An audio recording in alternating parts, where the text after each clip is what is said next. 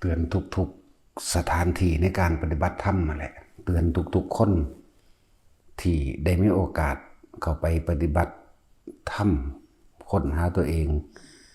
ในแต่ทุกๆสถานที่บ่แม่นว่าเฉพาะที่แห่งนี้คือเฮามีโอกาสได้เข้าไป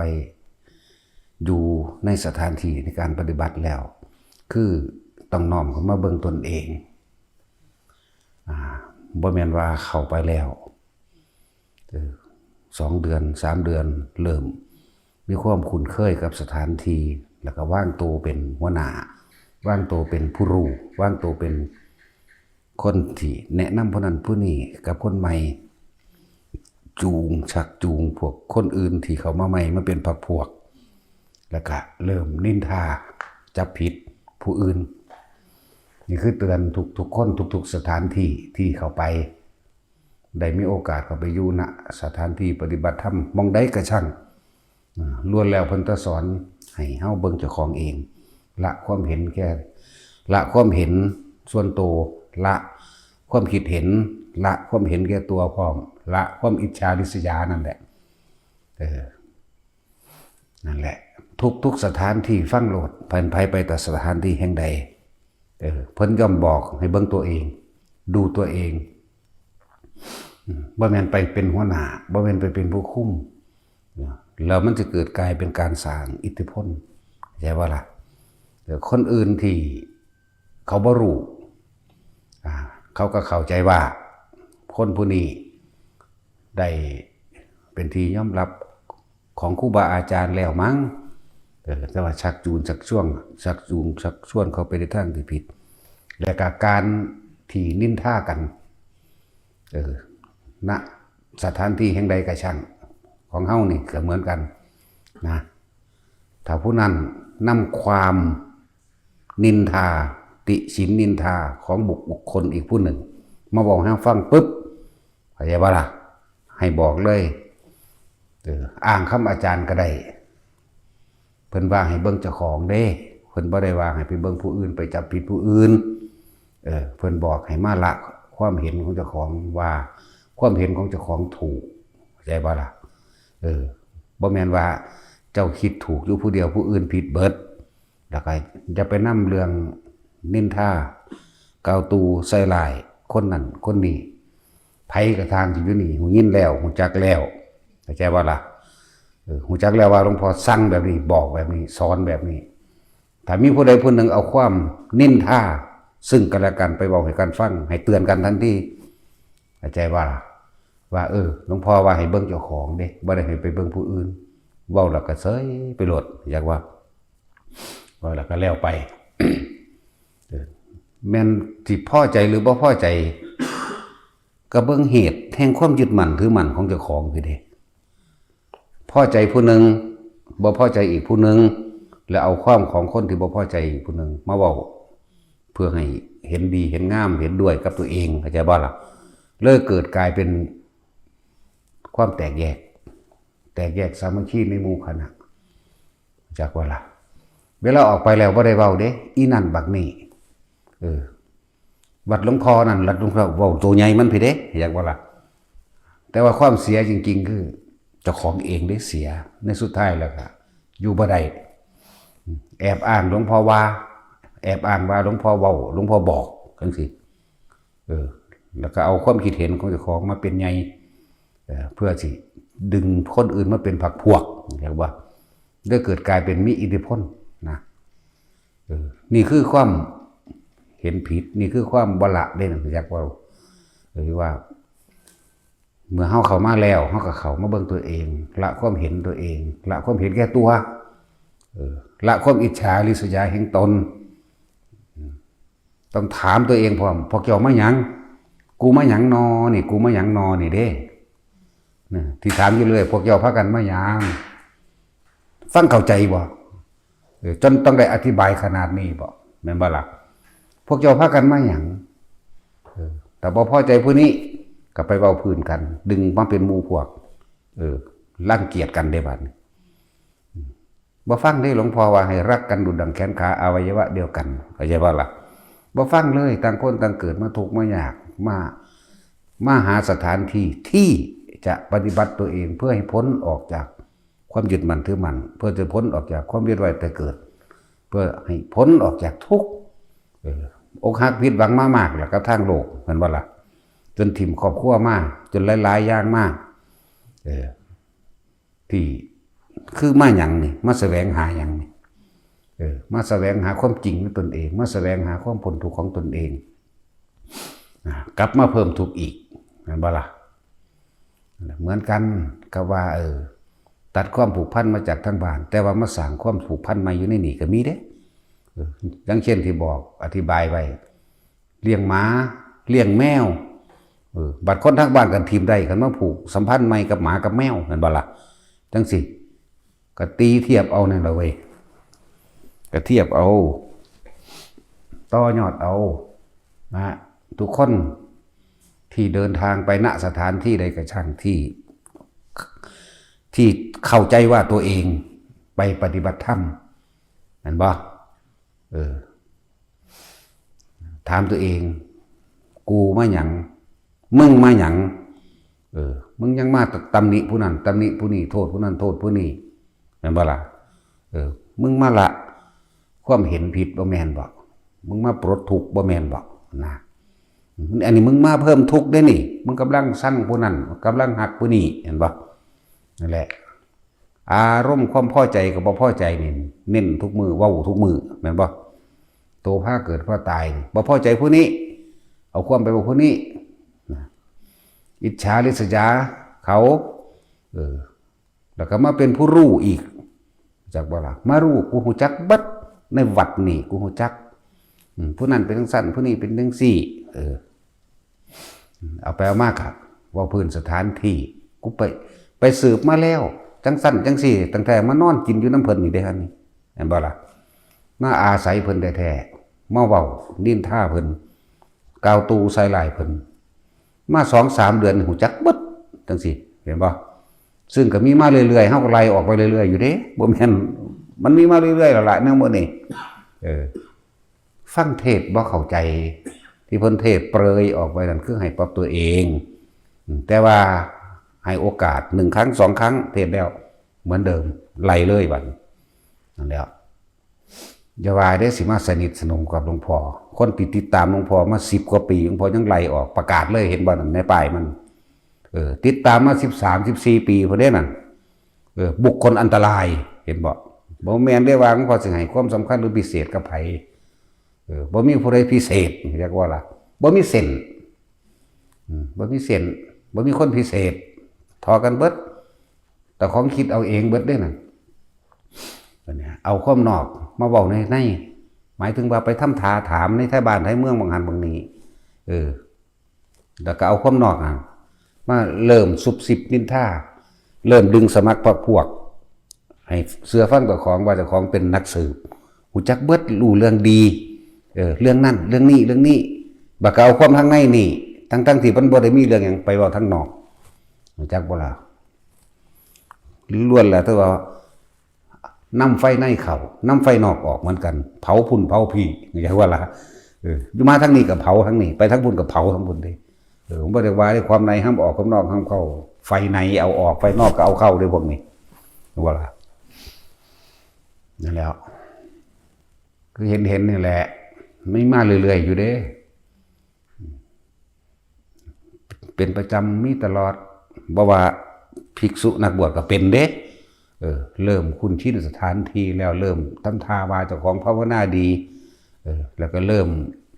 ยืนยันตัดสินผู้นั้นผู้นี้ภาวนาบ่ดีผู้นี้เป็นจังซั่นจังซี่หยุดอย่าเฮ็ดให้เขาเรียนรู้ด้วยตนเองเข้าใจบ่ล่ะหมู่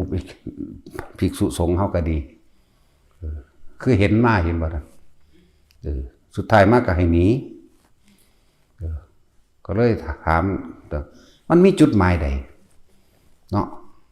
จุดหมายนี่คือหยังอยากขึ้นมาใหญ่หรือว่าอยากมาคุ้มหรืออยากอีหยังกันแน่เนี่ยบ่ล่ะถามเจ้าของนี่เลยมาอาศัยอยู่น้ำเพิ่นบัดนี้มาคุ้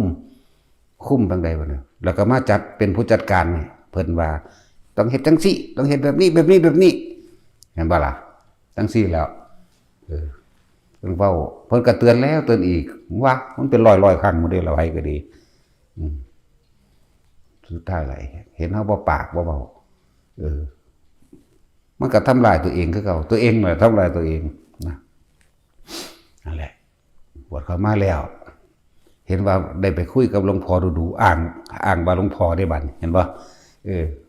หลวงพ่อบอกหลวงพ่อสั่ง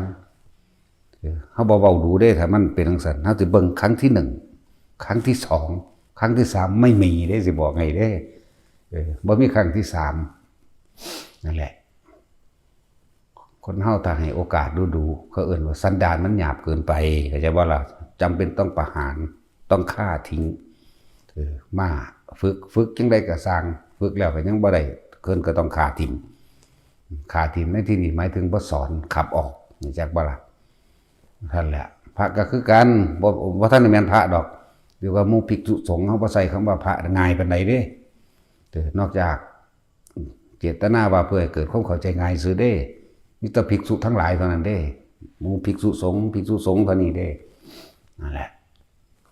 ว่าเข้าหาหลวงพ่อดูด้วยความคุ้นชินจังซั่นจังซี่ก็เอามาอ้างตัวบัดน่ะอ้างว่าหลวงพ่อบอกหลวงพ่อสั่งจังซั่นจังซี่เฮ็ด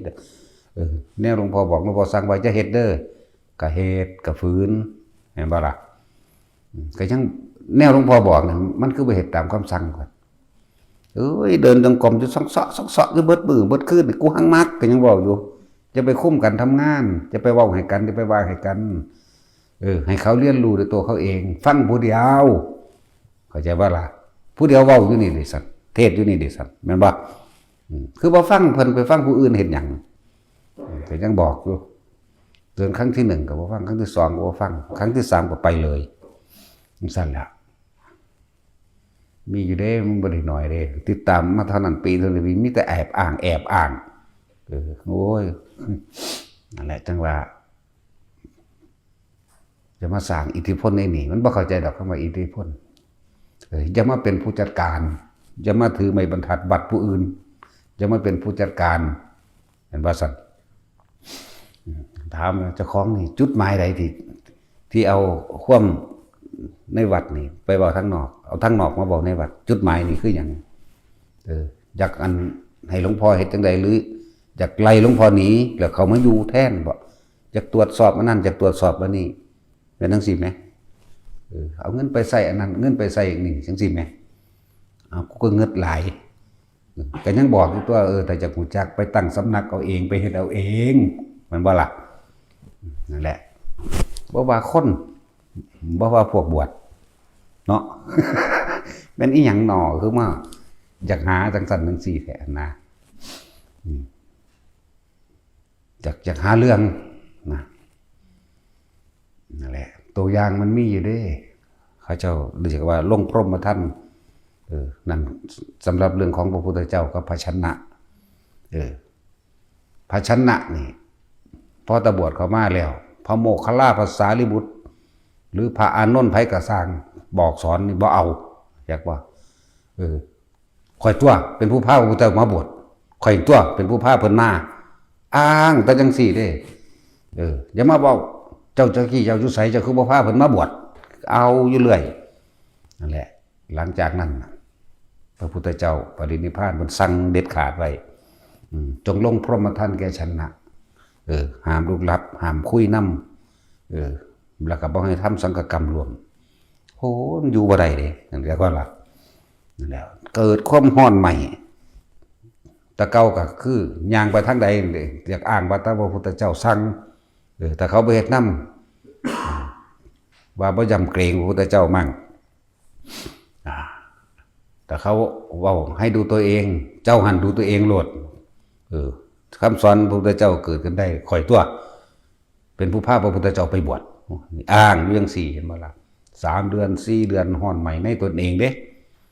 สุดท้ายแล้วก็บ่มีไผเว้านำขนาดขอขมา3 ครั้ง4 ครั้งบ่ได้เขาเจ้าจังเอานั่นแหละจังไปฝึกหัดตนเองแม้ขนาดเจ้าฟ้ามหากษัตริย์ก้าวตู้ไซหลายภิกษุองค์นึงพุทธเจ้าบอกความบาทเลยคือบ่เว้านำบ่รับนิมนต์บ่คุยบ่สนใจหยังเลยนั่นแหละนี่ก็มีเด้คนเพิ่นก็จัดการคือกันเห็นบ่ความบาทคนเอิ้นความบาท พระยังว่าเพิ่นเอิ้นว่าหลวงพรหมท่านสั่นแหละของเฮานี่ไล่หนี ไล่หนีเด้เพิ่นบ่ไล่เด้เฮาสิเทศน์ให้นัยยะซะก่อนแสดงว่าบ่ฟังบ่เบิ่งตัวเองเนาะบ่เบิ่งตัวเองบ่น้อมเข้ามาใส่ตนเด้คำบอกคำสอนนี่คอยจะผิดต่อผู้อื่นมื้อนี้เทศจังซี่มื้อนี้เทศจังซี่ก็เอาไปวิจารณ์ไปเป็นเจ้าไปเป็นทนายความตัดสินผิดตัดสินถูกให้เฮาได้บัดนี้เนาะเฮาเฮ็ดอันนั้นบ่ถูกเฮาเฮ็ดอันนี้บ่ถูก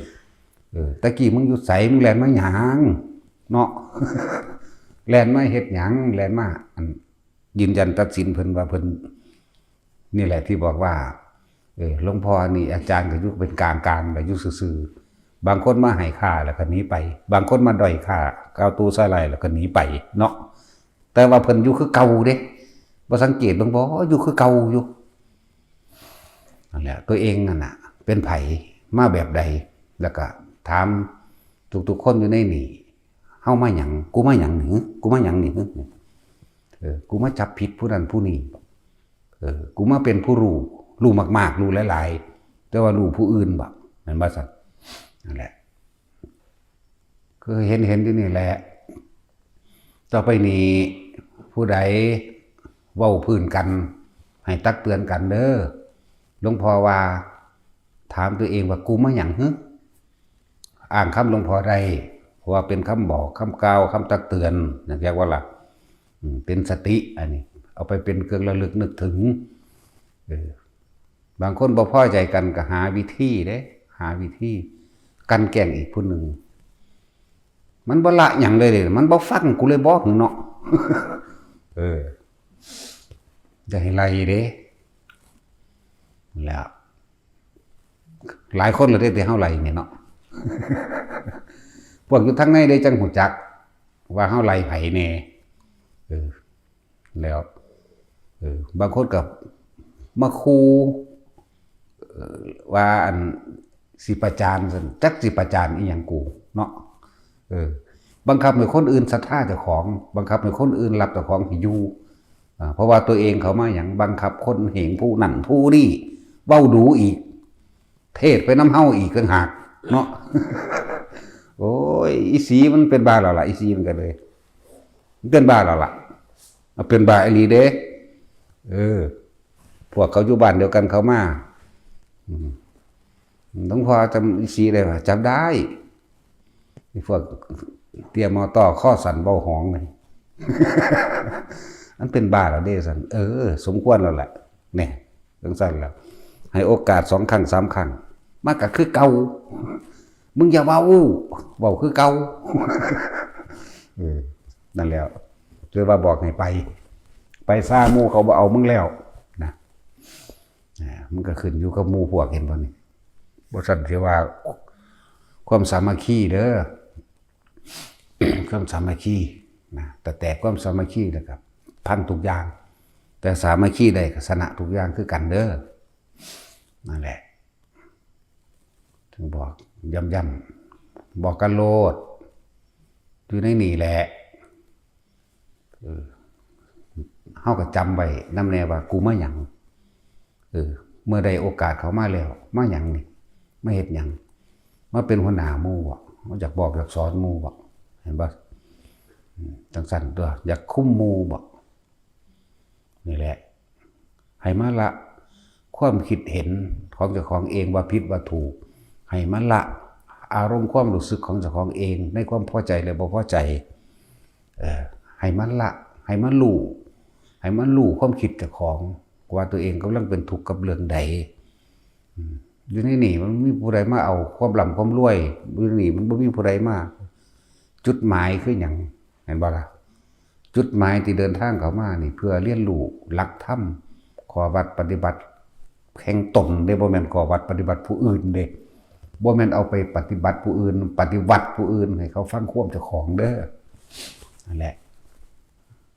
เวลาผู้ใดเว้าพื้นกันเศร้าอย่าเว้าหลวดบอกกันหลวดหลวงพ่อว่าให้เบิ่งเจ้าของ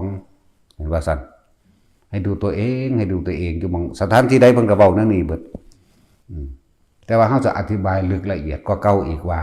ถ้ามีคนผู้ใดผู้หนึ่ง นำความนินทาของอีกของผู้หนึ่งมาบอกแบบนี้ปุ๊บเศร้าจะปากให้เบิ่งเจ้าของเอาซะนะหลวงพ่อว่าวังสิก็ได้แต่ย่านเขาว่าเจ้าของก็ดีเห็นบ่ก็ให้อ้างได้ตัวนี้อ้างได้เลยหลวงพ่อว่าให้เบิ่งเจ้าของเด้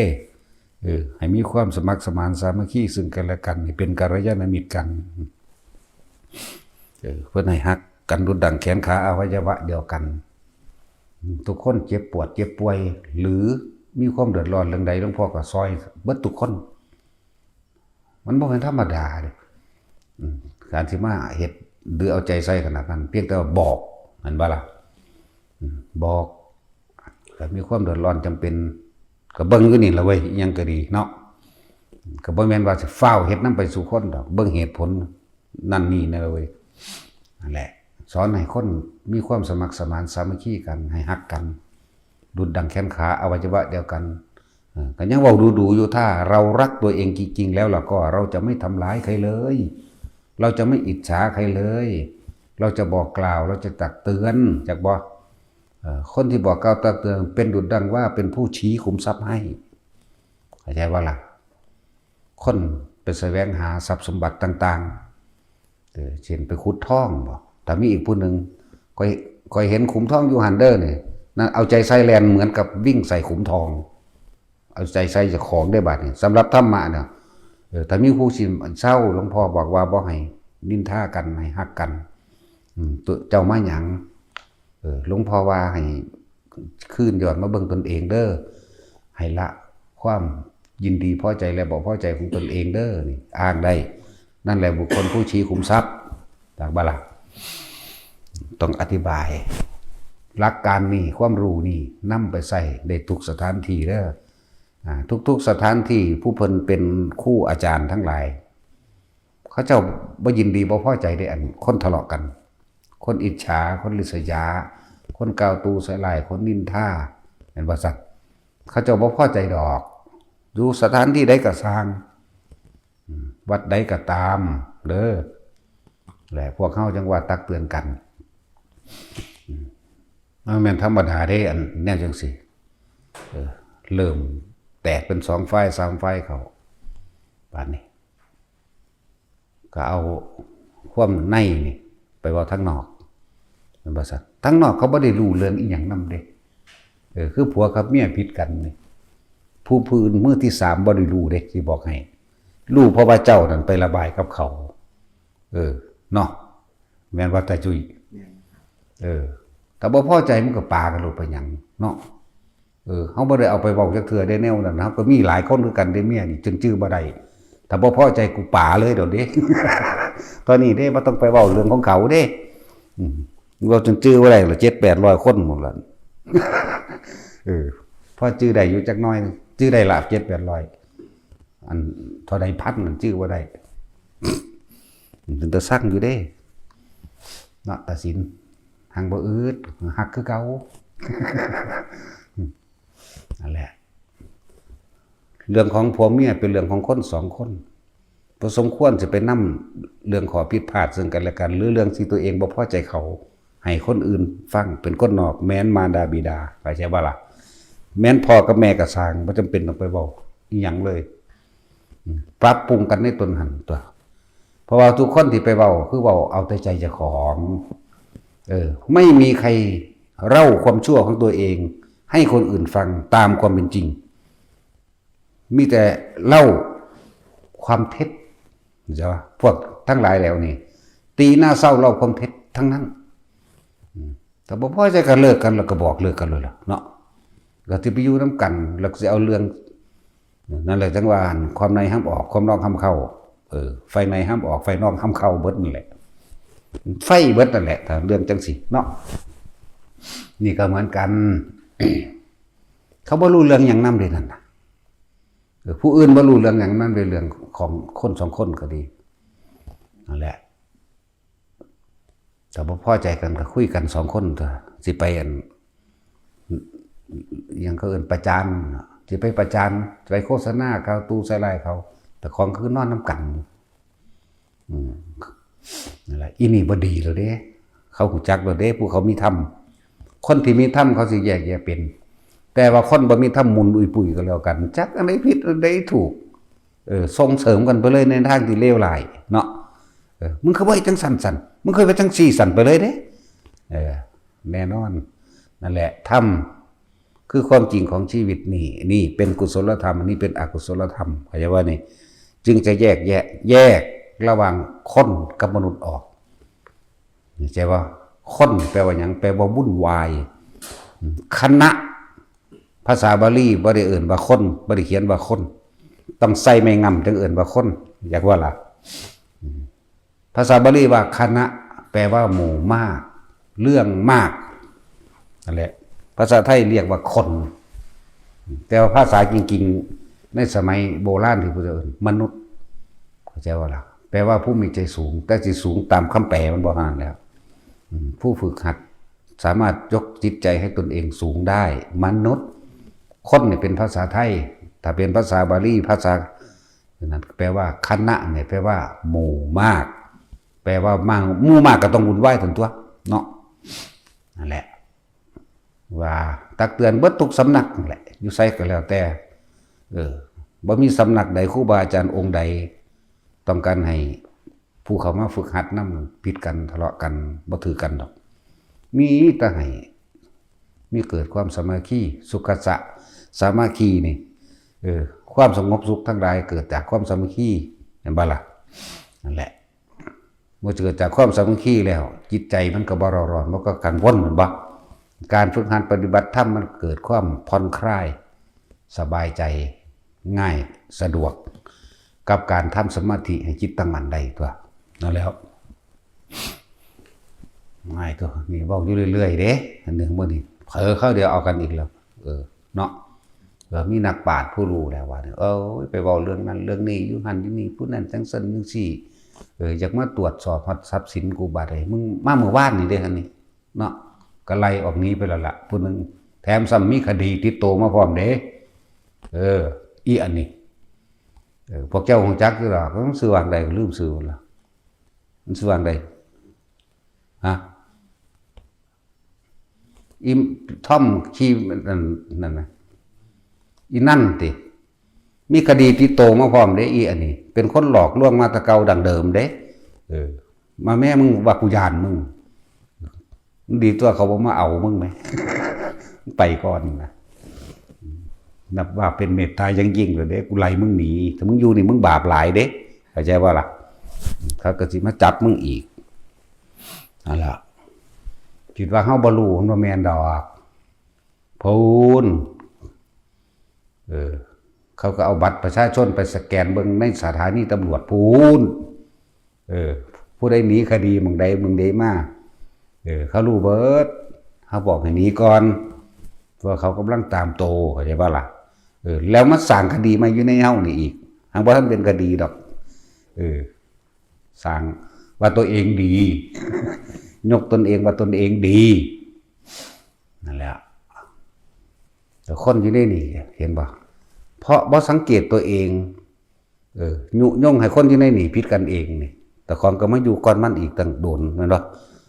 เวลามันไปเว้าเรื่องเว้านินทาเว้าพื้นผู้นั้นผู้นี้มาให้ผู้นี้ฟังที่บอกไว้ว่าเฒ่าสิตายแล้วยังบ่จักเบิ่งเจ้าของยังเป็นเสือเด็กน้อยเลี้ยงหมาอยู่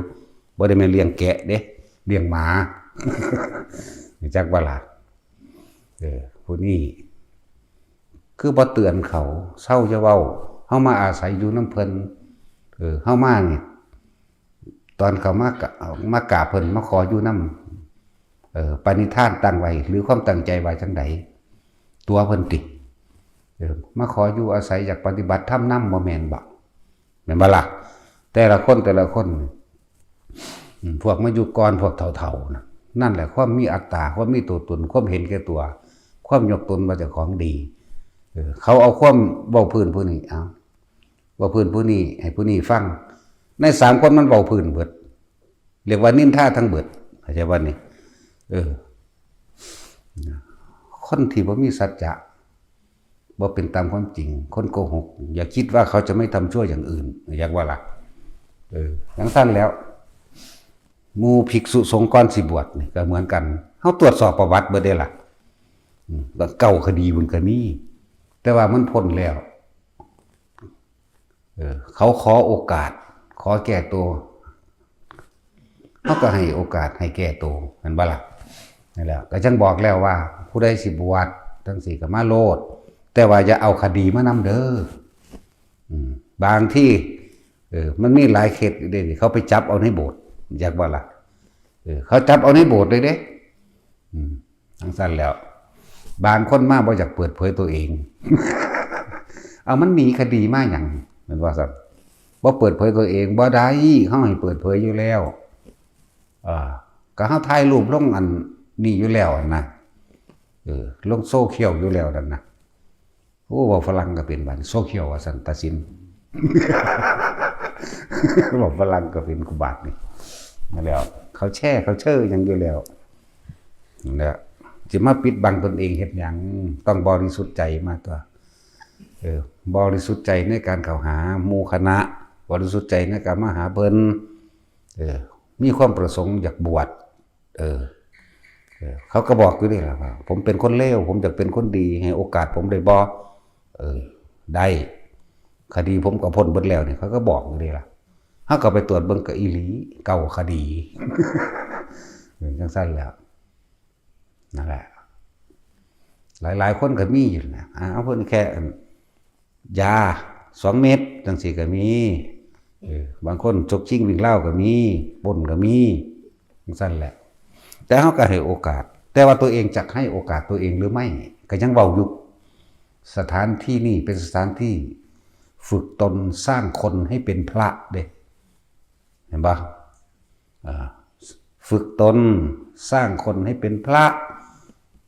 ให้เป็นผู้เสียสละคำว่าพระทั้งสั้นให้ละความเห็นแก่ตัวให้เสียสละเพื่อผู้อื่นที่ถามอยู่เรื่อยๆแต่พวกเจ้าเกิดมาเนี่ยเคยเห็นอีหยังให้ผู้อื่นโดยบ่หวังสิ่งใดตอบแทนอยู่บ่เคยมีบ่ถามเจ้าของเบิ่งคักๆเด้อพวกเจ้าเคยเป็นมนุษย์จักเทื่ออยู่บ่หรือเป็นแต่มนุษย์เนาะมนุษย์คือเดรัจฉานหาอยู่หากินงมงามที่เจ้าของบ่ได้สนใจว่าไฟสิทุกข์ยากลำบากพอฉกชิงวิ่งเล่าเอาก็เอาพอลักก็ลักพอโกหกให้ผู้อื่นเสียชีวิตและทรัพย์สินก็เฮ็ดม่อมเมาผู้อื่นหลายๆอย่างมีอิทธิพลคมคู่คมเหงเห็นแก่ได้เห็นแก่ตัวแม่นบ่ซั่นมันท่านได้แม่นคนได้นั่นน่ะเข้าใจว่าล่ะเลวร้ายยิ่งกว่าหมาซะอีกเด้หมายังดีกว่าเด้จังซั่นแหละ ถามตัวเองถ้าเกิดมาเนี่ยเคยทำดีอย่างจักอย่างหรือยังเอาคักๆเลยเข้ามาดีในศาสนานี่อย่างเช่นว่าการช่วยเหลือบุคคลผู้อื่นโดยไม่หวังสิ่งใดตอบแทนนั่นจึงเรียกว่าดีนอกนั้นถ้าหวังสิ่งใดตอบแทนแล้วไม่ดีเห็นแก่ตัวเพราะเอาของน้อยไปแลกของมากยกตัวอย่างเช่นการให้ทานใส่ซอง100อยากได้เงินล้านเอา100ไปแลกล้านสาธุผู้ขาถูกลอตเตอรี่แจ็คพอต80 ล้าน90 ล้าน1,000 ล้านนั่นบ่ทั้งสั้นแล้วนั่นแหละมันบ่ได้เอิ้นว่าทำบุญนั่นแหละบ่ได้เอิ้นว่าทำบุญด้วยอันถ้าไปเฮ็ดจังซั่นแล้วเอาของน้อยไปแลกของมากด้วยความเห็นแก่ตัวถ้าได้แล้วสิเอาเงินไปหยังมันเห็นบ่ล่ะจังซั่นแล้วกินเหล้าเมายาก็มีเอาไปจ้างคนฆ่ากันก็มีแล้วหลายอย่างอยู่เด้อนี่แต่ขนาดมาทำบุญทำทานในพุทธศาสนาในศาสนาแท้ๆนี่ก็ยังขอไหมสิไปสายยังกับซอยผู้อื่นโดยตะกี้เฮาบ่เคยเข้าวัดเขาว่าเคยฟังธรรมเด้อขนาดเอาเงินให้พ่อแม่หานั่นหานี่พ่อแม่กินมันยังทวงบุญคุณเลยแม่บ่ล่ะต้องยอมรับตนเองด้วยว่าตนเองเป็นบ่ขนาดนั้นเด้แล้วพ่อแม่บางคนก็บ่ทวงบางคนก็ทวงคือกันอุ้มท้องมา9 เดือน10 เดือนคือกันนั่นแหละเนาะ จริงๆแบบนี้ก็มีเด้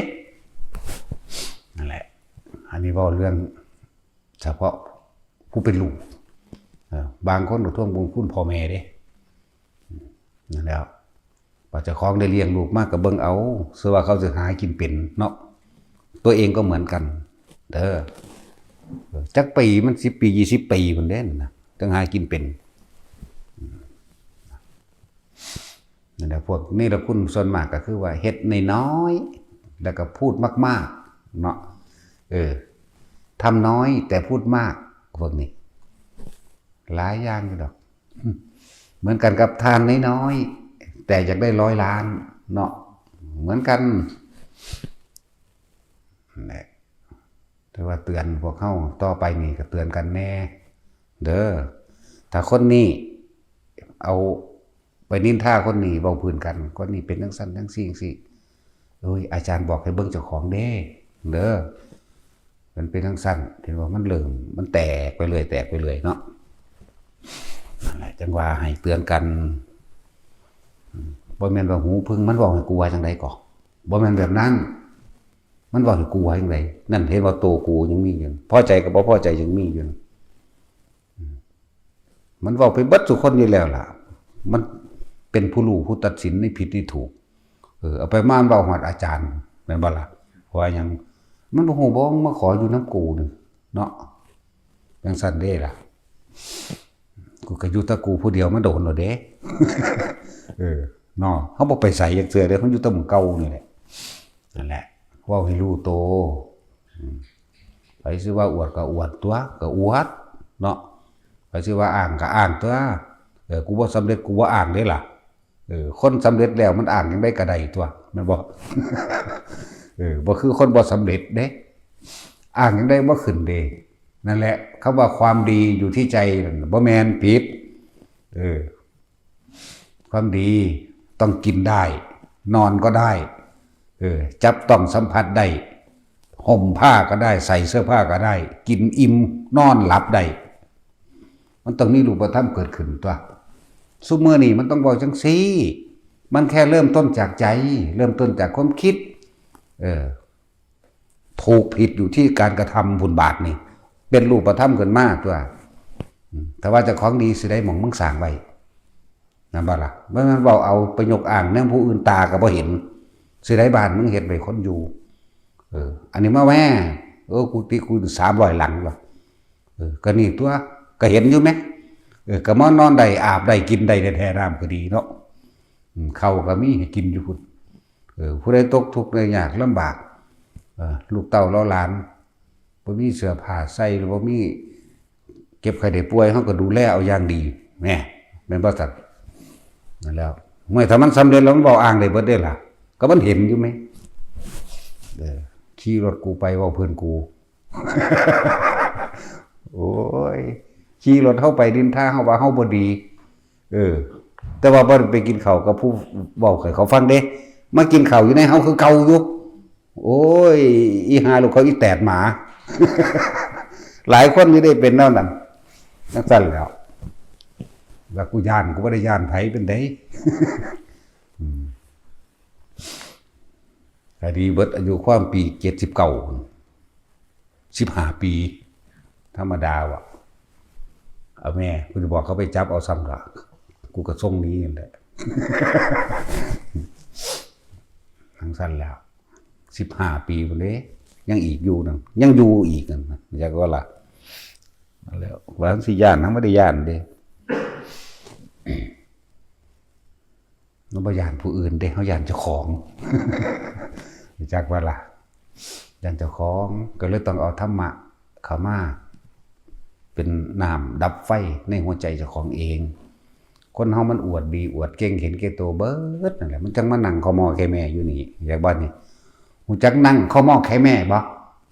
คือกบคือเขียดเนี่ยจังมานั่งสลอนอยู่นี่อยากว่าไผก็สร้างมันอวดดีนั่นแหละ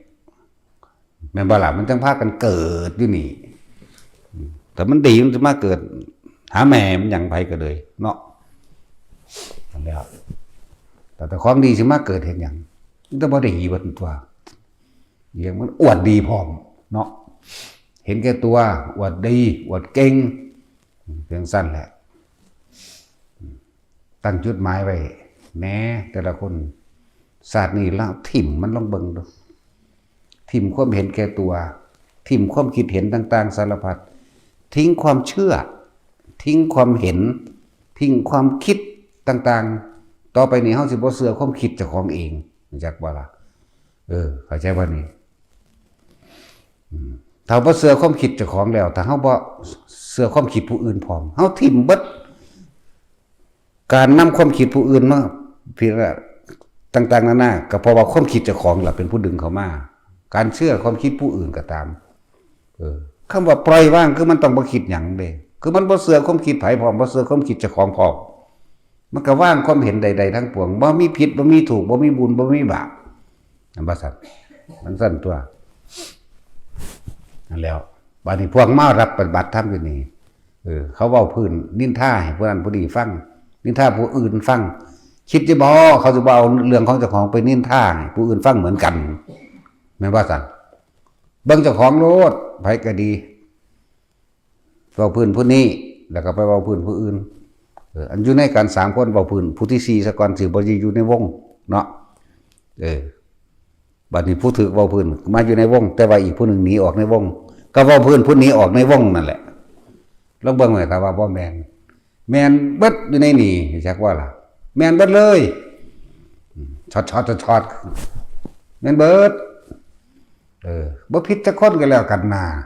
เนาะต้องยอมรับตัวเองตัวก็มันเชื่อความคิดเห็นเจ้าของนั่นแหละผู้นั้นบ่ดีผู้นี้บ่ดีแบบนั้นบ่นี่อีนั่นเฮ็ดบ่ถูกทั้งสั่นทั้งสี่นี่เห็นบ่มันหลงอารมณ์พอใจอะไรบ่พอใจของเจ้าของเด้ล่ะแต่เขาย่อมพอใจเด้เนาะถ้าเขาด่าบ่พอใจเด้เป็นหยังเอาความคิดเจ้าของนั่นแหละเชื่อความคิดเจ้าของนั่นแหละเอาความคิดเจ้าของเป็นไงเชื่อความคิดตัวเองเป็นไงจากการได้ยินได้ฟังได้รู้ได้เห็นเมื่อได้รู้ได้เห็นก็ยืนยันตัดสินผิดถูกในเมื่อผิดเจ้าก็ไปเกิดกับสิ่งที่เจ้ายึดมั่นถือมั่นว่าผิดในเมื่อยึดมั่นถือมั่นว่าถูกเจ้าก็ไปเกิดกับสิ่งที่ว่าถูกจิตเจ้ามีที่ตั้งทั้งหมดจากบ่ล่ะตั้งไปแล้วในพบเป็นดั่งพื้นนาย่อมจิตมีที่ตั้งตรงไหนในบุคคลนั้นที่ผิดที่ถูกในเรื่องนั้นที่ผิดที่ถูกพวกน่ะลองเบิ่งแม่ว่าถ้าว่างปราศจากความคิดพุ่นแล้วจังสิรู้ได้แนวมัน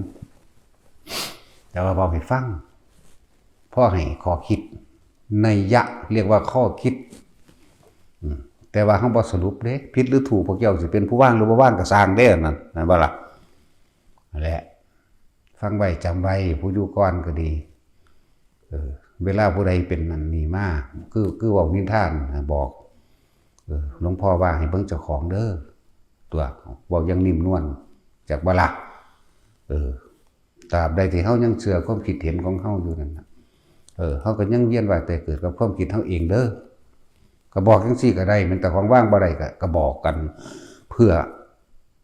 ความสามัคคีนั่นแหละให้มันเกิดความสามัคคีในนี่มันก็อยู่นำกันง่ายตัวเนาะถ้ามันผิดกันแล้วมันอยู่นำกันยากเลยนั่นบ่ล่ะครับที่อยู่ได้เด้เนาะแต่ครับแค้นใจนี่อยู่ยากความบ่พอใจนั่นแหละครับแค้นใจก็เลยครับที่อยู่ได้ครับแค้นใจอยู่ยากสั่นใจตุกตักอยู่ยังๆกูเถิดนะมาทำไมมานั่งนั่นน่ะพี่บ้าหัวซะสั่นหัว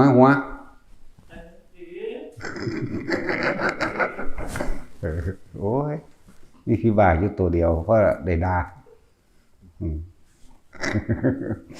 นั่นแหละให้เตือนตัวเองบอกเจ้าของเองอย่านำความของผู้นั้นผู้นี้ไปซ้อซับเพิ่นเฮ็ดจังได๋ก็สร้างมันปิดบังบ่ได้ดอกมันก็เปิดเผยคือเขาหั่นล่ะเนาะนั่นแหละทุกๆคนแม่นผู้สิเดินทางเข้ามาใหม่ก็ตามเด้อไถ่ถามเจ้าของกูมาหยังเรามาทำอะไรที่นี่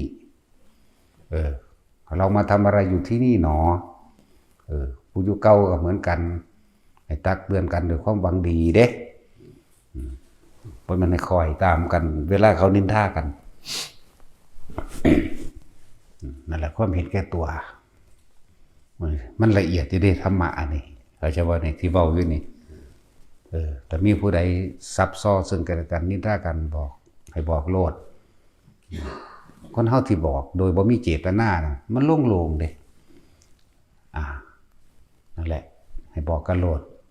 เอาคำหลวงพ่อไปเว้าก็ได้ตัวหลวงพ่อว่าให้เบิ่งเจ้าของนั่นว่าซั่นหลวงพ่อว่าให้ถามเจ้าของว่าเฮามาหยังนี่เรามาทำอะไรที่นี่จักว่าล่ะนั่นแหละบ่แม่นมาคุ้มหมู่บ่แม่นมาเป็นผู้จัดการนะเรื่องสั้นธรรมะทั้งเบิดเพิ่นให้ละตัวเองเด้เนาะจังว่าหลายๆอย่างนี่คือให้เกิดความสมัครสมานสามัคคีซึ่งกันและกันสมังคีกัลยาณมิตรตังเมื่อหมู่กัลยาณมิตรมีความสมัครสมานสามัคคีซึ่งกันและกันแล้วนี่ก็นัตติสันติปรังสุขังเสมอด้วยความสงบอันเกิดจากความสามัคคีก็ไม่มีอีกสงบภายนอกแล้วอยากว่านี่ก็สู้เขาซ้อมสงบภายในใจมันตายใจมันเย็นใจมันก็อยู่ร่วมกันโดยบ่มีความกังวลสงสัยตัวนั่นแหละ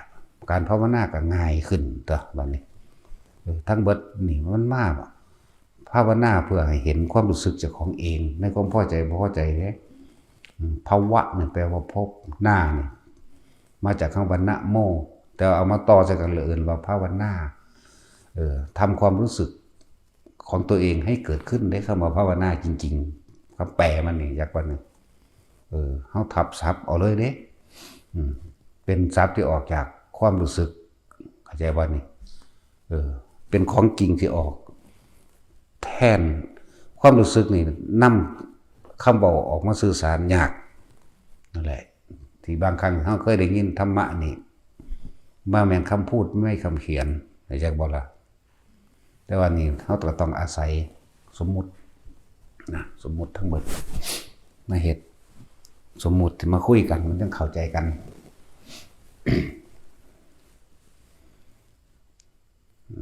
จะตอกย้ำซ้ำเติมเข้าไปอีกเวลาเห็นคนนินทากันกับเตือนกันเด้อเตือนกันแล้วก็คนที่เข้ามาใหม่หรืออยู่เก่าเดี๋ยวนี้ก็ตามถามตัวเองซ้ำๆอีกทีหนึ่งเรามาทำอะไรที่นี่กูมาเฮ็ดหยังอยู่นี่แล้วจุดมุ่งหมายของกูนี่คือหยังเข้าใจป่ะล่ะถ้ามันเข้าสู้วิกฤตทั้งความคิดคำพูดของคนอื่นจักทำอะไรเราไม่ได้เลยถ้าเราไม่นำมาคิด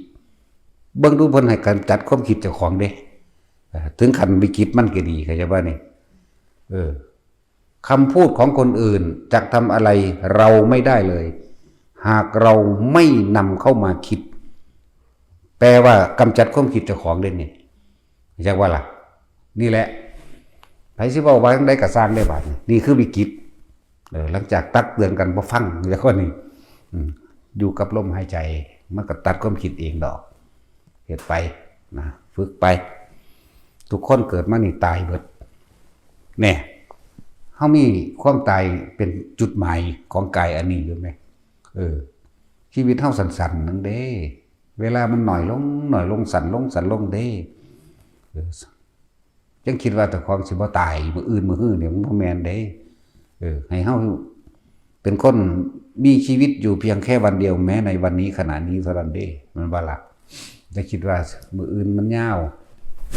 ถามตนเองเราเคยทำอะไรไว้ให้กับโลกเข้าใจบ่นี่จุดหมายเฮาอยู่ไส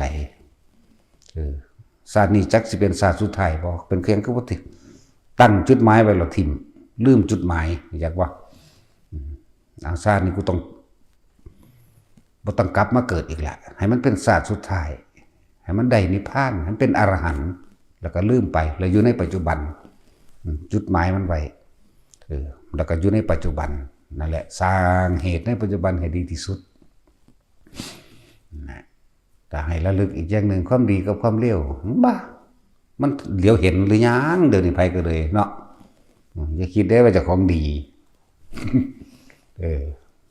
ต้องเอาถ้ำเขาจับเอาถ้ำเขาเทียบเอาถ้ำแว่นส่องถ้ำคือเอาถ้ำมาเทียบเจ้าของมาตรวจเจ้าของเองที่ว่าตักเตือนนี่เรื่อยๆมันสิยังกระดอแต่สูภาษาเกิดมาหากินซ้ำตายสู้สิใหญ่ไปใส่เดี๋ยวนี้สู้สิรวยไปใส่เดี๋ยวนี้ เออสู้อยากยิ่งใหญ่มีอิทธิพลไปใส่ยิ่งใหญ่มีอิทธิพลสู้ก็บ่มีอิทธิพลเหนือความเจ็บความปวดความป่วยและความตายได้ดอกนาทำกรรมชั่วอันใดไว้มันก็ได้รับผลของกรรมชั่วอันนั้นคือเขาอย่าคิดว่าสิหนีพ้นหน้าเพียงแต่เวลามันท่านได้ถึงนั่นบ่ล่ะแต่ทำความดีกับนี้บ่พ้นความดีคือกันก็ได้รับกรรมดีนั่นเองแล้วภาษาเกิดมาหากินซ้ำตายจะไปเงิดนะผู้ใดสิมีธรรมรสักไงไหมสิ่งที่มีคุณค่ายิ่งกว่าชีวิตของเฮาเองธรรมะความจริงนี่อนิจจังทุกขังอนัตตาอริยสัจสี่นี่คือทุกข์เพราะว่ายึดกายทุกข์เพราะว่ายึดความคิดเห็นของเจ้าของยึดความคิดเห็นเจ้าของนี่ยึดรูปกับนามในตนเห็นบ่นี่ทุกข์มันนี่แหละตัวทุกข์มันก็เลยยึดมั่นถือมั่นนี่แหละสาเหตุแห่งทุกข์เกิดจากความอยากให้ตัวเองกีรังอย่างยืนอยากให้ตัวเองมั่นคงอยากให้ตัวเองใหญ่อยากให้ตัวเองมีอิทธิพลอยากให้ตัวเองยังที่เหนือกว่าหมู่คือเก่าตัวนั่นยึดมั่นถือมั่นในกายในใจเจ้าของคือเก่าอยู่เห็นบ่นั่นแหละสาเหตุแห่งความทุกข์ก็ดีทุกข์เพราะว่ายึดในรูปกับนามนี่แหมเท่าทีนึงเด้ตัวทุกข์มันบาดนี่สาเหตุแห่งทุกข์มันได้ไปกระยากนั่นแหละกระยากก็มาร่วมไม่อยากแก่มันเป็นไปได้อยู่บ่มึงจะเอาอิทธิพลใดมาบังคับบ่ให้แก่ผู้ใดมีอิทธิพลเหนือโลกนี่ก็ดีนะเว้าถึงแม้กระทั่งพระเจ้าจักรพรรดิน่ะก็จังต้องแก่ต้องเก็บต้องตายคือเก่าอยู่มั้ยภาษาหยังนั่นซ้ำขอหมอแค่แม่นำหมู่นี้เนาะพระเจ้าจักรพรรดิมีอายุ 80,000 ปีปกครองโลกทั้ง4บัดสิตายก็เศร้าหมองอยู่แน่มันย่านตายอยู่มั้ยนั่นเห็นบ่ยึดหยังเอายึดกายไม่ให้แก่ยึดหยังอีกนี่สาเหตุมันบัดนี้ยึดสมบัติจังซั่นดีบัดนี้อยากให้สมบัตินี่อยากบ่ละบัดนี้อยากให้สมบัติคงที่อยากให้กายสมบัติของเจ้าของเองก็คงที่เหมือนกันบ่อยากตายบ่อยากเก็บบ่ปวดจะป่วยแน่มันฝืนธรรมะได้บ่บัดนี้คือความจริงธรรมะนี่เป็นเรื่องจริงของทุกชีวิตสรรพสัตว์ไม่ได้เลือกชนชั้นศาสนาใดๆทั้งสิ้นเสมอกันเบิดศาสนาอื่นๆที่ว่ามีศาสนาเกิดแล้วที่จะไม่แก่ไม่เจ็บไม่ตายมันมีจะคนบ่เดี๋ยวนี้แน่มันหนีบ่พ้นความจริงมั้ยเกิดแล้วแก่เก็บตายด้วยกันทั้งหมดทั้งสิ้นป่วยเหมือนกันมีความรักมีความปรารถนาสุขเหมือนกันเกลียดทุกข์เหมือนกัน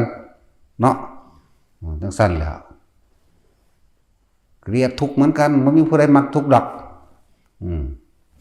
นั่นแหละซึ่งบอกว่าสิ่งที่มีคุณค่ายิ่งกว่าตัวเฮาเองยิ่งกว่าชีวิตเฮาเองยิ่งกว่าความคิดของเฮาเองคือธรรมะคือความจริงนี่เองนั่นแล้วอย่าไปเว้าหยังกับผู้มันบ่รู้จักธรรมะธรรมโมเนาะทำเมาทีเดียวนี่เนาะอย่าทำเมาแล้วเมาทำเด้พวกเจ้าตัวเองปฏิบัติดีว่าเข้าใจว่าตัวเองคนหลงคนเมาหลงทำเมาทำเด้อเข้าใจว่าตัวเองปฏิบัติดีตามรูปแบบตามนั้นตามนี้แบบนี้นี่เมื่อไปเห็นคนอื่นทำผิดเกิดความบ่พอใจไปยืนยันตัดสินว่าเขาผิดเขาถูกว่าเขาบ่ดีอาจารย์ว่านั่นเชื่อความคิดตัวเองนั่นแหละหลงทำเมาทำเห็นบ่นี่หลงเด่นทั้งสั้นแหละเหมือนกันกับคนที่เขามาบวชเนี่ยเขาบ่ทันได้รู้ก็จะพึ่งไปว่าไม่ใช่ว่าล่ะจะพึ่งไปยืนยันตัดสินว่าผิดว่าถูกเด้แต่เฮาเดี๋ยวนี้เฮายังบ่ยืนยันตัดสินผู้ใดผิดผู้ใดถูกเด้ให้ข้อคิดให้เนยยะให้ความคิดให้ความเห็นซื่อๆเด้จะเชื่อหรือไม่เชื่อก็เรื่องของท่านแม้แต่ความเชื่อเขายังบ่ให้เชื่อเบิ่งดูว่าธรรมดาป่ะเขาไปเห็นจริงปฏิบัติจริงเขาไปถึงตรงนั้นแล้วจะเชื่อหรือไม่เชื่อก็ช่างอีกบ่ได้ช่างแล้วเรื่องของเจ้าเด้นั่นแหละ ผู้ใดยังไปหายืนยันตัดสินในนั้นนี่อยู่นั่นชื่อความคิดเชื่อความคิดเจ้าของเองที่ไปสรุปความเห็นไว้แล้วว่าผิดว่าถูกว่าบุญว่าบาปเข้าใจบ่ล่ะนั่นแล้วก็ยังว่าให้ละความคิดจะว่าให้โอกาสกัน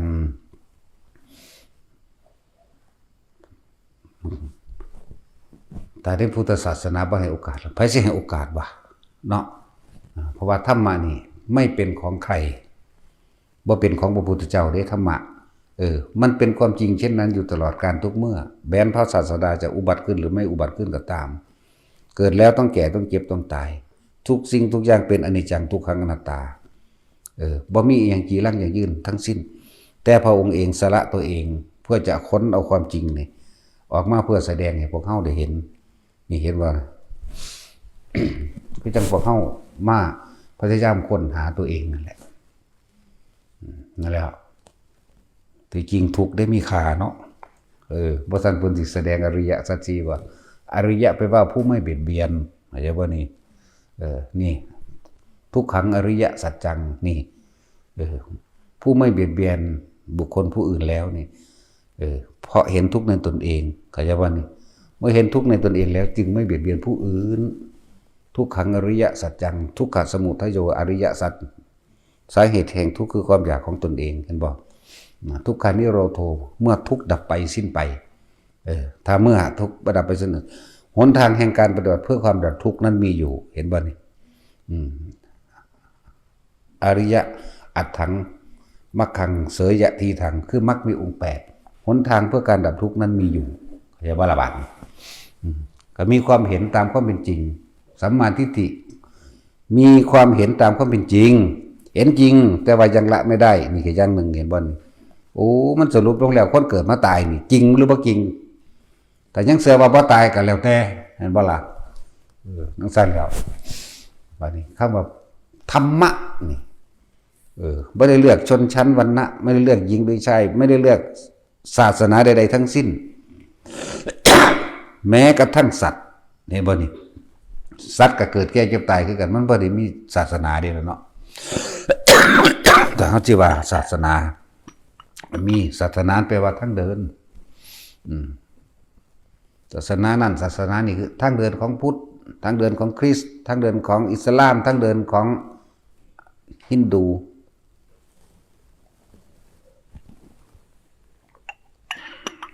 ทางเดินของเขาเชื่อพระเจ้าเชื่อสิ่งศักดิ์สิทธิ์ขอร้องนั่นบ่ล่ะศาสนาของพุทธแปลว่าหยังรู้ตามความเป็นจริงเด้ พุทธธรรมนั่นแหละเป็น หนทางของผู้รู้ตามความเป็นจริงเด้นั่นแหละหนทางแห่งความดับทุกข์ทางนั้นมีอยู่ หนักมีองค์8แต่เขามีความเห็นตามความเป็นจริงได้แล้วแม้นจิตบ้านละได้กระสร้างแต่นี่นั่นแหละเริ่มต้นแห่งการก้าวย่างจากว่าละเขาเริ่มรู้ทางมันแล้วเหลือแต่การเดินทางจากวันสัมมาทิฏฐิรู้ตามความเป็นจริงสัมมาสังกัปโปคิดเห็นตามความเป็นจริงในขณะที่ตาหูจมูกลิ้นกายกระทบสัมผัสในขณะปัจจุบันและเอิ้นว่าดำริมันแปลมาว่าดำริชอบคนมันบ่ฉลาดวันนั้นหรอกเนาะมันก็คิดเอาแต่นี้มันพอใจอย่างเด้ผิดหรือถูกเป็นไปแต่กุศลหรืออกุศลบ่รู้เด้ ดำริชอบนะหัวกูก็เอาตามกูมักแล้วเนาะบ่ได้คือเด้กับกุศลธรรมกับอกุศลธรรมเว้าร่วมกันว่าธรรมคำเดียวซื่อๆเด้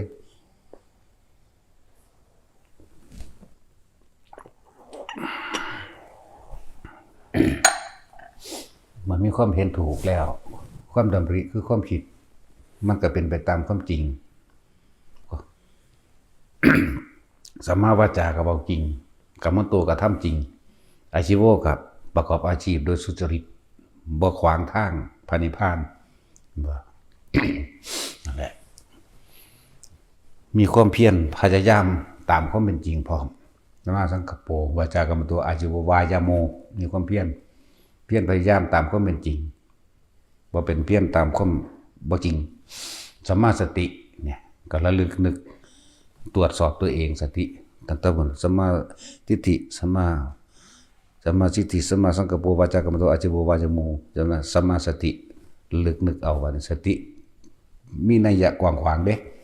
อันนี้ควรอันนี้ไม่ควรจากว่านี่อันนี้ประโยชน์มากอันนี้ประโยชน์น้อยอันนี้โทษทั้งนั้นนี่จากผลข้างเคียงทั้งเบิดมันก็จังเป็นสมาธิใดก็จังเป็นจิตตั้งมั่น นั่นแหละบอกฟังง่ายๆก็ได้ ถ้าเฮาบ่ยุ่งไปตำหนิติเตือนบุคคลผู้อื่นความคิดของเฮาบ่ไปคิดหาบุคคลผู้นั้นผู้นี้ผู้อื่นนิพพานได้เลยรู้จักบ่นี่มันบ่ได้ยากปานใดเลยบ่ต้องว่าภาวนาอีหยังดอกจริงๆมันก็ภาวนาของมันอยู่แล้วแม่นบ่ล่ะมันเป็นสื่อมันซื่อเฮาสิเบิ่งแต่ความคิดเจ้าของกับลมหายใจเจ้าของนี่คือบ่ไปคิดไปยุ่งไปยากกับไผเลยนี่แหมแน่นอนรู้จักบ่นี่อันนี้บ่ได้แล้วข้อเดียวผู้นั้นก็ซับซ้อนเรื่องนั้นเรื่องนี้มาให้ฟังฮะมันเว้าจังไดไปหรือว่าดิเนาะจังสั้นแล้วนี่เสื้อความคิดเจ้าของมันบ่ธรรมดาเด้อันคำนี้จักบ่นี่คำพูดของคนอื่นจะทำอะไรเราไม่ได้เลยหากเราไม่นำเข้ามาคิดเบิ่งมันหยุดความคิดเจ้าของไว้เด้จังสั้นแล้วก็เฮาบ่ไปยุ่งกับผู้อื่นนี่แม่เข้าใจบ่บาดนี่บ่ไปคิดถึงหูจักไผก็สร้างใน100 ล้านคนก็บ่คิดถึงแมงไผจักคนสัตว์ทั้งหลาย100 ล้านชนิดกูก็บ่สนใจอีกเรื่องราวต่างๆ100 ล้านกูบ่สนใจอีกกูสนใจตักกะลมหายใจกูนี่แม่มันไปหยังสิบ่ไปนิพพานเดี๋ยวนี้แม่นบ่แค่ความคิดเฮาบ่ไปยุ่งกับไผนี่แม่เขาจะคำว่าบ่ยุ่งกับไผบ่เดี๋ยวนี้นั่นแหละถ้าเป็นหมู่พระภิกษุบิณฑบาตมันพอได้อยู่สิกินก็อยู่แต่เจ้าของนั่นแหละเขาถามเองมากก็ตอบมันนั่นก็จบไปบ่ต่อความคิดเลยว่านี่บ่แสดงความเห็นนะพระประเภทนี้ก็มีเด้สิบอกให้แล้วตอนนั้นแล้วบ่ค่อยบินทำตัวเขาเจ้าเอาอาการปิติมันต้องเป็นอาหารบ่ค่อยบินบ่ค่อยฉันบ่ค่อยกินอยู่ลำพังเฉพาะองค์เดียว60 พรรษาพุ่นฟ้าตัวธรรมดาบ่เดียวเงยหน้าขึ้นฟ้าเลยตั้งแต่บวชเข้ามาพุ่นแล้วก็ว่าไม่ส่อสาดสายตาไปเกิน1 ศอกของตัวเองเนี่ยแสดงว่ามันต้องเหลือบลงตรงนี้เฉพาะนี่ไม่เกิน1 ศอกของตัวเองบ่สอดสายตาไปเกิน1 ศอกบ่เงยบ่เอียวซ้ายเอียวขวาอยู่ถึง60 ปี60 พรรษาเวลาหน้านั้นฤดูนี่ก็เบิ่งดอกไม้มันตกมันร่วงเอาสัญญามันมีอยู่แต่ว่าบ่ปรุงแต่งสัญญาห่างหูอะไรว่าล่ะแล้วก็อยู่ทำผู้เดียวเด้สั่นแหละนั่นแหละจนเพิ่นบรรลุแล้วเดี๋ยวเพิ่นจังพระราชาอยากทำบุญนำนิมนต์จังได้ก็สร้างกูบ่คิดแต่ว่านี่กูบ่สนใจว่าผู้นั้นสิบอกกูไปแนวใดแต่ว่าด้วยความกรุณาสงสารเด็กน้อยเด็กน้อยออกลูกใหม่เอาบ่แม่นเด็กน้อยออกลูกใหม่เด็กน้อยออกมาใหม่ๆคลอดได้บ่รู้กี่มื้อแล้วจับมาไว้เป็น100 คนพุ่นพระราชาหาวิธีอยากทำบุญกับพระองค์นี้แบบว่าเอาแม่เขาไปขังไว้ผูกนมไว้เอาลูกมันให้แซวอยู่ด้วยความกรุณาก็เลยออกไปใส่บาตรแต่ว่าบรรลุแล้วเด้นั่นอยากว่าล่ะขนาดบรรลุแล้วยังบ่สูงบ่อยากจัดสั่นเด้บ่อยากไปสำเร็จบ่สิยุ่งพร้อมนั่นแหละก็มีเด้บ่ว่าบ่มีนั่นแหละจึงนำมาเปรียบเทียบว่าถ้าเฮาบ่สนใจไผเลยนี่บ่คิดเรื่องผู้ใดเข้ามาเลยนี่มันบรรลุก็ยังว่าอยู่นั่นแล้วเพิ่นเคยอยู่ในถ้ำเพิ่น60 พรรษาเด้เพิ่นสิบรรลุก่อนนั้นก็บ่แน่โอ้แต่ปานนั้นมันน่าจะเอา7 มื้อสำตัวนั้นแต่ว่าเพิ่นในตำราเพิ่นบ่ได้กล่าวไว้แต่เพิ่นอยู่ในถ้ำนั้นถึง60 พรรษาโดยการบรรลุของเพิ่นเขี่ยวเข็นตนเองอยู่ถึง7 ปีบรรลุเอาลองเบิ่งเด้อแต่ละคนอยู่7 ปีนี่เนาะบ่ต้องคิดถึงไผเลยเอาแบบเพิ่นนี่แหละเอาแบบหลวงพ่ออันนี้หลวงพ่อในตำรานั่นแหละนั่นแหละตำราก็สร้างเฮาก็รู้ได้ความจริงมันแหน่ฝึกเอาติอยากฮู้มั้ยเนาะแต่ว่าสิมาเสียเวลาฝึกคือเฮาเฮ็ดหยังเอายอดมันมาให้ดอกมั้ยนี่มั้ยอยู่แค่นี้นึงมั้ยบ่ต้องไปคิดถึงไผนี่มั้ยลมหายใจครับทำความรู้สึกตัวรู้จักสติกับสัมปชัญญะบ่เด้นี่สตินึกถึงลมหายใจเข้าออกสัมปชัญญะคือรู้สึกตัวณจุดใดจุดหนึ่งเป็นจุดเดียวนี่ถ้าลมมันหายไปก็อยู่ณจุดเดียวนี่อุณาโลมบอกอยู่เลย หรืออยู่เฉพาะสัมปชัญญะในความรู้สึกตัวในกายนี่กายเวทนาจิตเวทนากายบ่สนใจกับสิ่งทั้งหลายทั้งปวงคือธรรมบ่ว่านอกบ่ว่าในมันบ่สนใจเสียอย่างมันก็ละอันตัวอันแล้วกายเวทนาจิตธรรมเวทนาจิตกายมันก็อยู่ในนี่นี่อยู่นี่โดดเอาแม่7 ปีได้เบิดไผก็เลยเนาะ โว้ยมันหอดบ่หอด7 ปีพุ่นนะแม่นว่านี่คืออย่างช้าเด้นั่นแล้วแต่ยังเร็ว7 มื้อแต่ยังกลาง7 เดือนแต่ยังซ่า7 ปีเอาให้ยังซ่าเลยเป็นเร็วพวกเจ้านั่นเนาะ 7 ปีได้เบิดแต่บ่อยากทุกข์แต่บ่อยากเวียนว่ายแต่เกิดมาทุกข์อีกเอาตั้งใจใส่กับมันคักๆเบิ่งกระดามันสิไปใส่สิไปสนใจกับคำว่าไผตัวนี้เนาะอย่าลืมสิ่งที่มีคุณค่ายิ่งกว่าชีวิตของเราเองคือธรรมแม่นบ่ล่ะดูผู้ใดเห็นอันใดมีคุณค่าก็ไปเกิดกับอันนั้นแหละกับอันนั้นมีคุณค่าที่จะของให้ความหมายมันแหละเนาะเอาแม่ภิกษุนักบวชมีโอกาสเต็มที่ในนี่แหละเฮ็ดไปบืนฝืนดันไปอดข้าวอดน้ำก็มีเป็นธรรมดาตัวแม่นบ่ล่ะอดข้าวอดน้ำอดนอนอดหยังไปตัวธรรมดาเขาก็เฮ็ดมาบ่แห้งเลยเขาจังเว้าผูกเจ้าของใส่โคกไม้มื้อนั้นแล้วผูกทั้งหน้าแล้วก็ผูกทั้งหลังก็ผูกจักบ่ผูกทั้งหลังเฮ็ดจังได๋ก็เอาอันผ้านี่ผ้าอาบน้ำเกี่ยวมาซะก่อนฟัดมานั่นก็ดึงก็มาผูกตัวผูกก็ทบมวยเอาตัวนั่นว่าล่ะปานนั้นมันยังงอกนับหนึ่งใหม่ในลมหายใจก็อย่าว่านี่คือบ่ให้ขาดจากลมหายใจบางกูจะเอามาได้7 มื้อว่าซ่านก็บ่ได้แม่นคือเขาล่ะลมหายใจกับอุณาโลมเกิดขึ้นตีคู่กันแต่ว่าบ่แม่นแค่นั้นดอก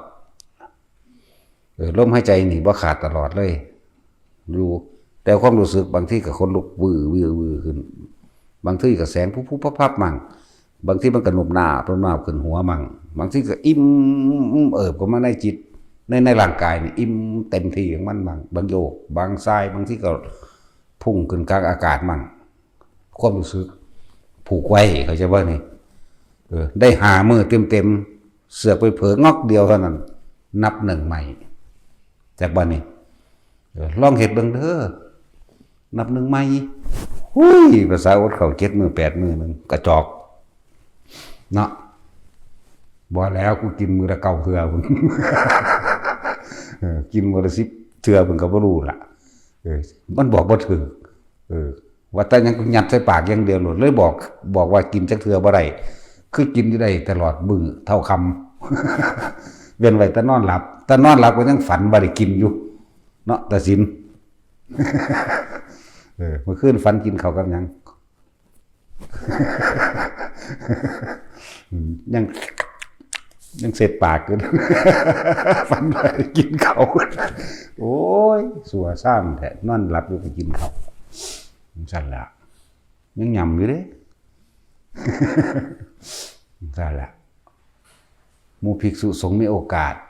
นะส่วนฆราวาสที่ยังอยากเอาผัวไปนิพพานอยู่เอาเมียลูกหลานไปนิพพานอยู่ก็เฮ็ดไปเรื่อยๆนั่นแหละ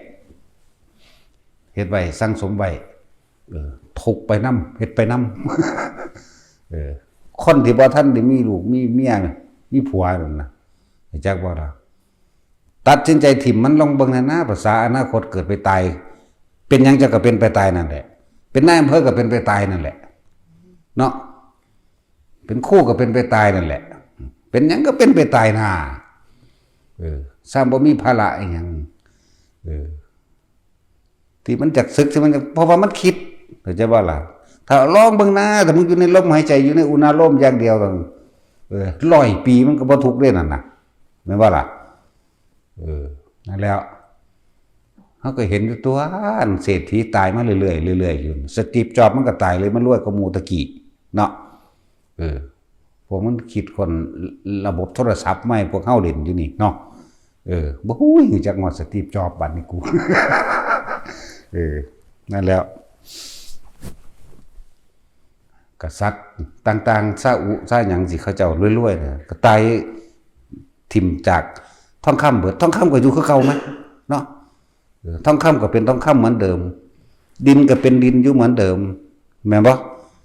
การงานใดๆก็ช่างอย่าคิดได้บ่วิกูสู่เหตุบ่ได้มันมีทางก็เฮ็ดดีๆก็สู่พุ่นเนาะงานก็ดำเนินไปเหมือนเดิมดินอยู่เหมือนเดิมต้นไม้ก็เวียนว่ายตายเกิดอยู่เหมือนเดิมทองคำก็อยู่เหมือนเดิมเพชรก็อยู่เหมือนเดิมแต่เฮานั่นตายแล้วตายอีกเนาะนั่นแหละเป็นหยังก็สร้างหิแมงนะลองมาเบิ่งท่านแม่ตายไปคือเก่าตัวมันบ่เกิดขึ้นดอกแต่เฮาบ่ไปคิดถึงมันนั่นน่ะเรื่องใดก็ตามเห็นบ่ผู้สาวก็บ่งามแม่นบ่ซั่นบ่มีคนแก่อีกบ่มีคนเฒ่าอีกบ่มีเด็กน้อยอีกบ่มีคนอีกบ่มีสัตว์อีกบ่มีสิ่งของอีกบ่มีคนสิร้ายและงามบ่มีคนเป็นบ่มีคนตายเด้อยู่ในลมหายใจมึงได้เถอะนะบ่มีหยังเสียเลยมันจะไปไสเดี๋ยวนี้กุมเฮ็ดจังซั่นเอาให้ย่างซ่าปัญญาอ่อนเก็บดีเนาะบ่ต้องไปเว้ามาเทียบอันพวกหากินคืองัวคือควายหรือเลยงัวเลยควายน้ำหมูน้ำหมาน้ำกาน้ำไก่เกิดขึ้นมาแต่ละมื้อซึมเศร้าแต่ละมื้อบินออกลูกก็เจี๊ยบจ้าบไปน้ำกันนี่เนาะเคี่ยหากินหมดกินแมงดำๆนั่นแหละเพราะได้กินพวกกระปวกได้ไส้เดือนกับกิ๊กไส้เดือนเห็นปะแมงดำๆยังแตกออกมาก็กินไปคำแล้วก็บินขึ้นทั้งห้างเขานอนทั้งสั้นแล้ววันเขานอนดีกันพวกพี่ลูกน้อยจิกกันจิกจักจิกจักจิกจักจิกจักมันนั่นทั้งสั้นแล้วหาแล้วมือแมวกับเขามากก็เตอกระตากเก้อกากกันสารพัดเป็นไก่กระต่ายคือเก่าแหละเป็นหมากระต่ายเป็นง่วงเป็นควายสารพัดเป็นปลาฉลามเป็นปลาว่านตายเบิดภาษาคนเป็นหยังมันสิบ่ตายเลยนี่ตายหิแมงเบิดละใบก็เลยหิเงิดน้ำหน้านั่นแหละถึงว่าอันพ่อแม่ผู้ใดหักลูกสอนลูกให้เป็นพระอรหันต์ให้พ่อให้แม่นี่ได้หลายจะคนนะอย่าให้ถ้าเป็นเจ้าเป็นนายหลายเจ้าหันเป็นขี้ข่ามันเป็นเจ้าเป็นนายก็ดีแม่นบ่ตัวอื่นสอนยังหลายก็ดอแท้เนาะภูมิใจหลายแต่ว่าลูกเป็นตำรวจแม่นว่าซั่นมันไปทำบาปทำกรรมหลายกว่าเก่าตัวพวกเจ้าก็มีกรรมเกี่ยวกันสมรู้ร่วมคิดไปนำกันเกิดเวียนว่ายตายเกิดไปนำกันภูมิใจหลายแต่ว่าเป็นแนวจังซั่นไปหาคมเหงไปคนเนาะจังซั่นอีหลีนั่นแหละนั่นแหละเขาต้องตัดกรรมคืออย่างคือความคิดความคิดเท่านั้นแหละกรรมเรียกว่าล่ะที่เฮาเป็นผู้กระทำเองความคิดจิตเจตนานั่นเด้เป็นตัวกรรมแม้ว่าละบาทนี่บ่ได้เว้าเล่นเด้เว้านำพระพุทธเจ้าแล้วก็บ่แม่นแค่เว้านำพระพุทธเจ้าตัวเองก็ฮู้เอาเองก็เห็นเอาเองก็เป็นเอาเองพร้อมเป็นประจักษ์พยานได้เลยบ่เงิดไผตอนที่เขาเรียนรู้ธรรมะกับเพิ่นเขาก็บ่ได้เชื่อเด้แต่ว่าบ่ได้ตัดสินว่าผิดว่าถูกว่าดีหรือว่าเลวเด้กูจะทดลองดูจากบัดนี้นั่นแหละทดลองเบิ่งเอาเองเพิ่นว่าลองเบิ่งระลึกชาติระลึกแบบใดลองใส่สติปัญญาในความจำของตัวของระลึกจากมื้อนี้ย้อนขึ้นหลังไปนาทีที่แล้ว2นาทีที่แล้วไล่ๆแบบนี้ก็ได้เห็นบ่แบบนี้ละเอียดพร้อมเรียกว่าไล่ไปได้เลยจนหาประมาณบ่ได้หลังจากเฮามานั่งเทศอยู่นี่ย้อนขึ้นหลังไปได้ทีละขึ้นไปนั่งอยู่พุ่นสูบยาไอควักๆอยู่พุ่นกันแล้วย้อนขึ้นไปก็ได้นั่นแหละมันก็เลยบอกว่าเฮาเฮ็ดมาสู่อันสู่แนวก็สิเรียกว่าเสียเวลาก็เรียกได้เรียกว่าบ่เสียก็ได้เพราะว่ามันได้ความรู้มาให้พวกเจ้าเลยตัดเอายอดรวบยอดมาให้พวกเจ้าเขาเป็นก็ได้ว่าเขาเป็นกสิณนั่นเป็นตะย่ำใดบ้า3-4 ปีแต่เป็นเด็กน้อยคนละเป็นนอนเด่นเมบอยู่น้ำหนามบางรู้นี่มันจื้อใดคือเก่าเด้ระลึกย้อนหลังออกก็ได้จากเมบอยู่น้ำหนามระลึกขึ้นหลังไปหาในท้องแม่ก็ได้เกิดเป็นลูกผู้นั้นผู้นี้อีกมันไหลลงไปขึ้นหลังก็ได้ลัดขันตะตอนออกก็ได้นั่นแหละชำนาญในการกสิณทั้งหลายก็ดีนั่นแหละระลึกไปหาประมาณบ่ได้ระลึกเอาเป็นขันเป็นตอนเราย้อนขึ้นหลังก็ได้ต้องเสียเวลาเมื่อใกล้สิตายหมดแล้วอยู่นี่ ลีบ่ดีก็ตายอยู่นั่นล่ะจักว่าล่ะนั่นแล้วแต่คิดเด้ว่าความตายมันบ่ได้เรียกคนเฒ่าคนคนเกิดก่อนเฒ่าก่อนตายก่อนบ่แม่นเด้พวกเฒ่าๆได้เห็นลูกหลานตายหลายคักก็เด้เนาะยายบ่ใสเราเห็นลูกหลานตายเท่าใดแล้วผู้อื่นพ้นเท่าใดแล้วเป็นพันๆน่ะเนาะซั่นแล้วเราบ่ทันได้ตายอยู่ ซั่นแล้วความตายบ่ได้เลือกหญิงและชายหนุ่มหรือแก่การเกิดคือการเริ่มตายเด้อนั่นแหละการพบก็คือการเริ่มจากคนเฮาบ่จากกันเป็นมันก็จากกันตายอยู่แล้วสุดท้ายต้องจากทุกสรรพสิ่งที่เฮามีอยู่ต้องจากมันห่วยให้มันจากเฮาซะก่อนสิบ่ดีกว่าเฮาไปคิดหามันเฮ็ดหยังเนาะ นั่นแล้วทั้งเบิดนี่หยุดความคิดเจ้าของเด้ยังสิเว้ามาทั้งเบิดนี่ผู้หญิงสวยผู้ชายหล่อไม่มีถ้าเราไม่นำเข้ามาคิดเห็นบ่ล่ะทั้งสั้นตัวถ้านำเข้ามาคิดมันก็มีแล้ว